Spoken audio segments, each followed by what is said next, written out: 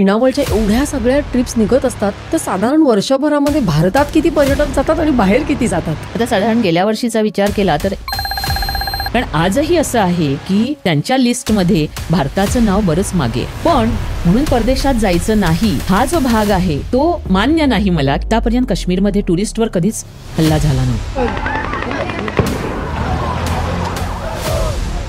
एक इंसान है उसने उसको गोली मार दी. This is something which we should really think about. पहिला परदेश प्रवास कुठून सुरुवात करावा? हा पर्यटनाचा प्रवास सुद्धा अशाच तऱ्हेने झाला पाहिजे, स्टेप बाय स्टेप, तर त्याचा आनंद आपल्याला जास्त चांगल्या तऱ्हेने घेता येऊ शकतो. पण मग भारतातली अशी कुठली राज्य आहेत की जी बघितली पाहिजेत? म्हणजे त्यांच्याकडे एवढंसं काही होतं, त्याच्यात त्यांनी भरपूर काही केलं. आपल्याकडे भरपूर काही आहे पण आपण त्याचं खूप कमी अजून काही केलंय. 3 गोष्टी ज्या तुला प्रवासाने शिकवल्या: स्ट्रेंथ, हेल्थ आणि पण तू संकल्पना करतेस पण त्याला रिस्पॉन्स पण येतो चांगला, ते महत्वाचं नाही का? लकी.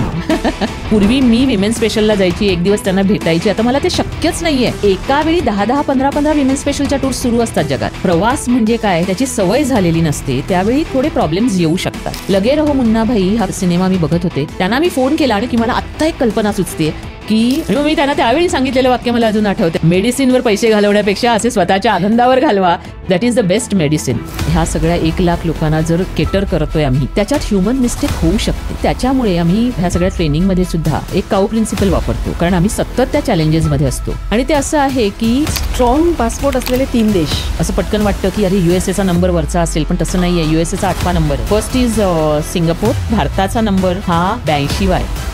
विणावळचं आणखी एक टॅगलाईन आहे, त्याच्यात आहे for every family and for every one in the family. मला असं वाटतं भारतामध्ये सगळं काही आहे, जसं तू म्हणालीस तसं. मग परदेशी का जायचं?